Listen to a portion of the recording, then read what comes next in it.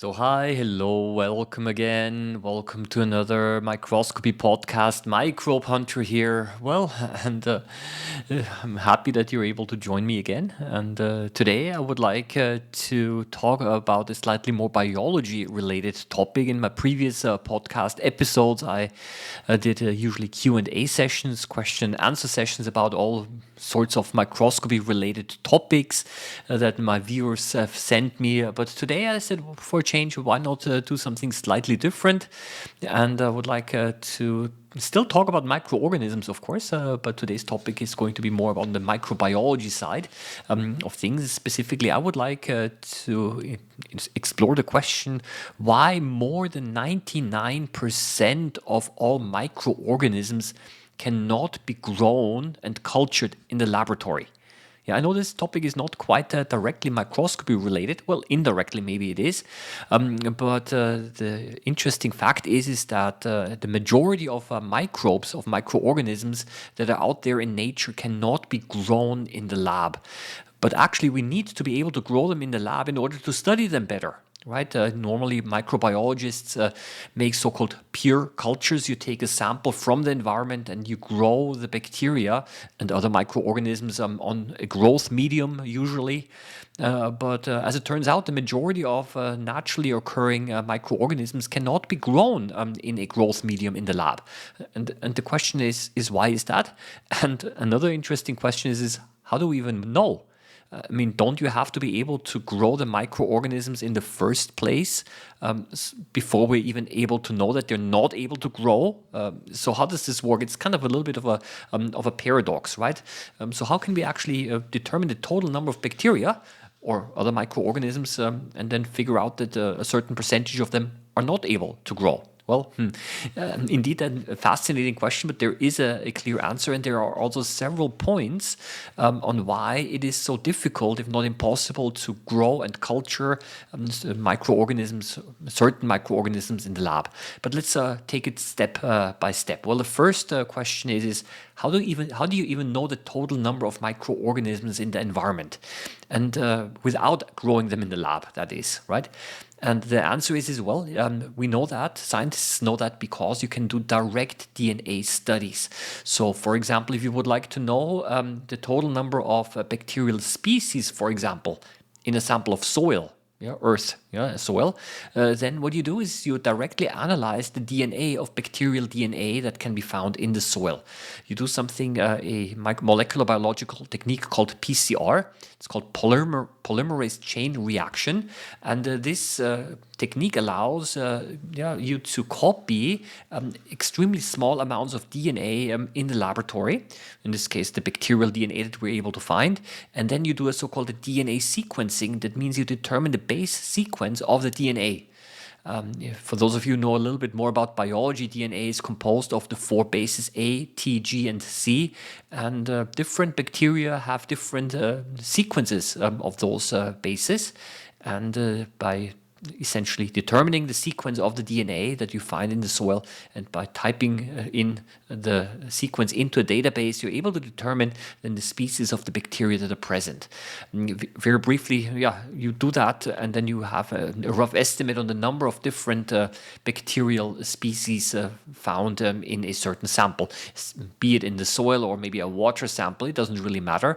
The procedure is generally the same. You extract the bacteria, and then you do this PCR on the bacteria, on the bacterial DNA. Therefore you copy the DNA, and then you determine the base sequence, and that's how. And then you go into the database, and then you basically know how many bacteria there are, or other microorganisms, right? And this is how scientists found out that essentially, the majority of the bacteria cannot be cultured. And the question is now why is that? And there are actually several reasons. And the most obvious reason is well, in the laboratory, you're simply not able to recreate the conditions that the bacteria need to grow.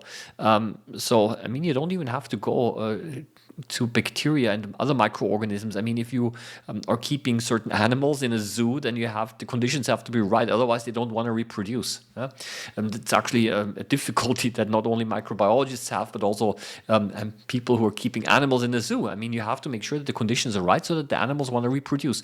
And that's a little bit like an analogy, because something similar is the case also with microorganisms. If you don't give them the correct nutrients, and sometimes we do not know what the correct nutrients are, then they might actually not divide, and then they're not able to grow.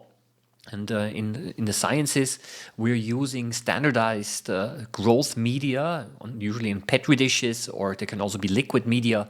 And on these, the bacteria and other microorganisms are growing. And these are standardized media, because in the sciences you do have to standardize everything as much as possible. But maybe those standardized media actually do not allow for the growth of certain bacteria because simply certain nutrients are missing. Right, and if we don't know what they are, and then let's say that we found out a certain recipe of a certain growth medium for a certain bacterial type, well, and then maybe other bacteria are not going to grow, right? So that is a little bit the difficulty that scientists have. It's a little bit of a paradox, I would say, because on one hand you have to standardize everything, you have to standardize the media, but at the same time, this means that maybe some nutrients might be missing that would allow, which are required nutrients that are required to allow certain bacteria to grow. So that is the thing is it's simply not possible to recreate those growing conditions. There's another interesting one that I have got here, and these are so-called symbiotic dependencies. So what does this mean? Well, maybe it's like this, that certain bacteria are not able, I want to say bacteria, there are also many more microorganisms other than bacteria, of course, but let's just stay with bacteria for now. Certain bacteria are not able to grow alone, but they depend on other bacteria, and they can only grow together when the other bacteria or microorganisms are present as well. Why is that? Well, in those symbiotic relationships, it's quite well possible that certain bacteria produce certain nutrients or substances that other bacteria need. And so basically they kind of help each other. And when they're in nature, they're growing together, closely together, next to each other. But in the laboratory, what we want is we need a so-called a pure culture. Again, we need to have a petri dish or a flask with growth medium that only contains one specific type of bacterium so that we're able to study it. Right? But again, maybe sometimes bacteria don't want to live alone. They don't want to reproduce alone, but they depend on other organisms, other microorganisms, for them to be able to reproduce. And if this is not given, then they're not able to grow. Yeah. So a third one is, the environmental conditions are sometimes also not favorable, because there are certain bacteria out there that like to live in rather extreme environments. For example, there are bacteria that have been found in very hot water. How is this possible? Volcanic hot water of volcanic origin. So these are so-called thermophilic bacteria. They like it quite hot, sometimes even almost boiling, and their proteins are stable enough that they do not break, and so that they really feel comfortable at, I don't know, let's say 90 degrees centigrade, so almost boiling. They feel quite comfortable in this type of environment, and of course, in the lab, we're maybe not able to recreate this, because if you heat up a petri dish with a growth medium to that temperature, it's going to go liquid. So you see that sometimes it's difficult to recreate those. It's not only temperature, it could be maybe a certain pHs, maybe in so-called, there are certain acidic pools, volcanic pools with water where certain microorganisms have been found. Sometimes we don't know exactly what the conditions are that they need, or even if we know what the conditions are, it might be difficult to actually replicate the environment directly in a laboratory setting as well. So these are the extreme environmental conditions that might play a role. Another one, the next one that I've got here, this is rather a quite an easy one here: slow growth rate. This means that some bacteria, some microorganisms simply reproduce very slowly, right? And maybe it takes a long time for them to grow. As a matter of fact, I remember a long time ago when I was still working in a microbiology lab. You got to be patient. I had some bacteria that I had to grow. I had to wait a week or 1.5 weeks for a small colony to appear. The colonies were tiny, right? So that they really did not grow very well in the growth medium that I provided. I did not know what the ideal growth medium would have been. Simply wasn't also any time to test all different hundreds of or thousands of different combinations. But in any case, I had to wait a long time for them to grow, and it would have been I would have almost overlooked the growth of those bacteria, those colonies, because they were so tiny, right? You got to be patient sometimes, and of course, if you stop the cultivation too early, then you might actually not reach the time where the bacteria have multiplied enough for you to be able to see them in the form of a colony, that is, right? So another one that's difficulty why some bacteria are difficult to grow in the lab, or why the majority of bacteria cannot be grown, that has to do something with oxygen sensitivity. There are so-called anaerobic bacteria out there, and those anaerobic bacteria, especially if they're so-called strictly anaerobic, they absolutely cannot stand oxygen. Our air contains about 20-21% oxygen, and that is too much for some bacteria, because for them oxygen is poisonous. Oxygen is quite reactive. It's a fairly aggressive gas. It might surprise you if I say that. We humans, of course, need it. Many other animals also need it, obviously, because we need the oxygen for cell respiration. By the way, in case you didn't know, plants also need oxygen. Plants also do cell respiration, but of course they also produce oxygen by photosynthesis. And this oxygen being so highly reactive is actually poisonous for certain bacteria. In the laboratory setting, there is always oxygen present. So what I have to do is, if I want to grow those bacteria, then essentially I have to make sure that there is no oxygen around. So I have to probably put those agar dishes and plates where I grow the bacteria on. I probably have to go put them into an environment, I would say probably with pure nitrogen gas or something like that, right? But the oxygen in some cases actually is a real problem. The next one is a slightly more advanced. That's quite an interesting one. It's called quorum sensing, Quorum, quorum sensing, and these are so-called signaling molecules that certain bacteria produce to sense their density. This basically means that when there are lots of these bacteria around, then the concentration of these signaling molecules is also very high, and this causes some bacteria to either reproduce or do other things, maybe coordinate in a certain way. And if there are too few bacteria there, then the concentration of these signaling molecules is also too low. And then, they might also not reproduce. So you see that there is a complex interaction between bacterial cells and also chemicals, signals that are being sent. And if there is essentially not the right concentration of these chemical signals around, then they're not going to reproduce, the bacteria, and they do not want to grow in a laboratory setting. So you see, there are a whole range of different factors that can play a role why the majority of bacteria cannot be essentially grown in a lab. But the list goes on, really.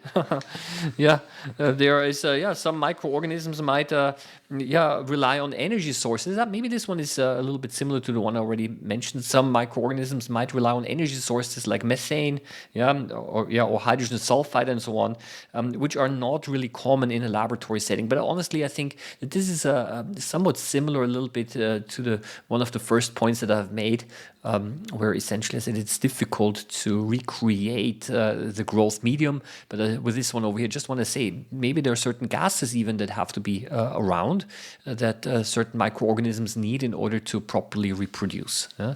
So you see a lot of different factors here.